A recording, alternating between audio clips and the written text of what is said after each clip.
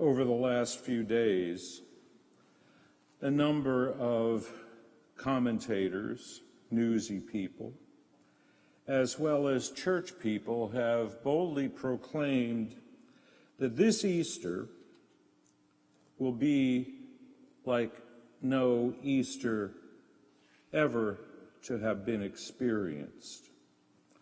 I'm not so sure of that. I'm not convinced of that. This Easter, the scriptures, in particular John's Gospel, takes us to the heart of Mary Magdalene. Mary, with the other disciples, have been locked in the upper room since that fateful Friday. The women, I am sure, sought to console the mother of Jesus over the loss of her only begotten Son. They sat off to a corner while the cacophony of men plotted and planned and wondered what their future might be.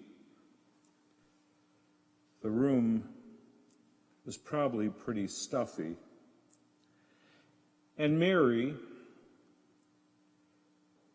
early on Easter morning, needed to get out. She needed to get away. Her mind had been filled with the men's dreaming and planning. She needed to be with her heart. And where her heart needed to be was at the tomb.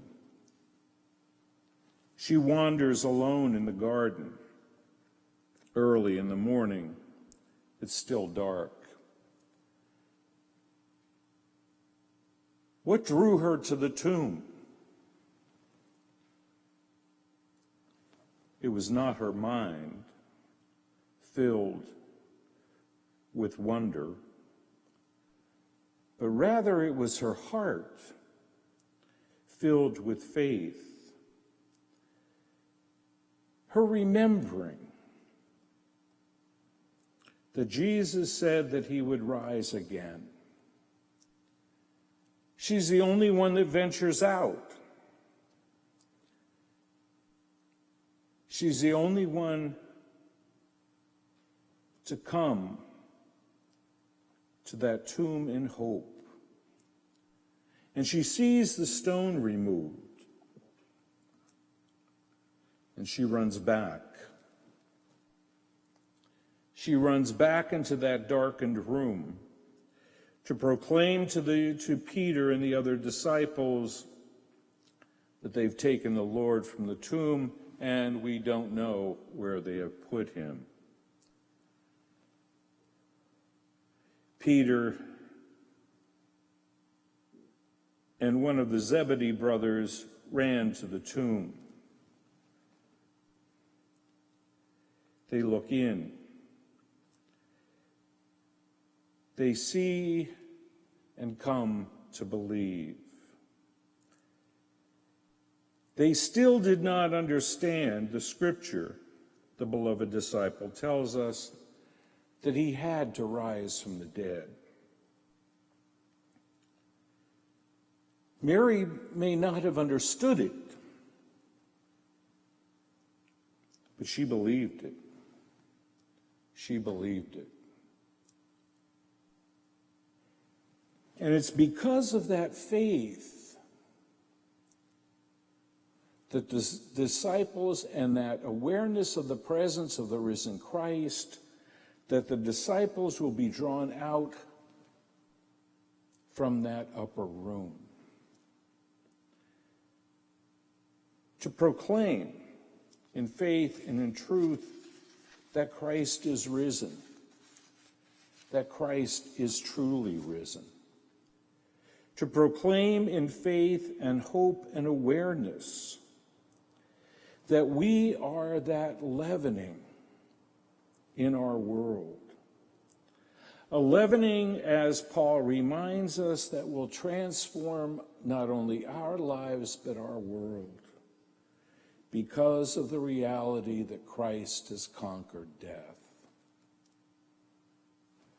Because of that simple reality that no matter our situation, this proclamation continues to run, that Christ is risen. Christ is truly risen. That proclamation continues to run in spite of the fact of our circumstances surrounding this virus. God tells us that he conquers death, that he destroys death, that he is the giver of life.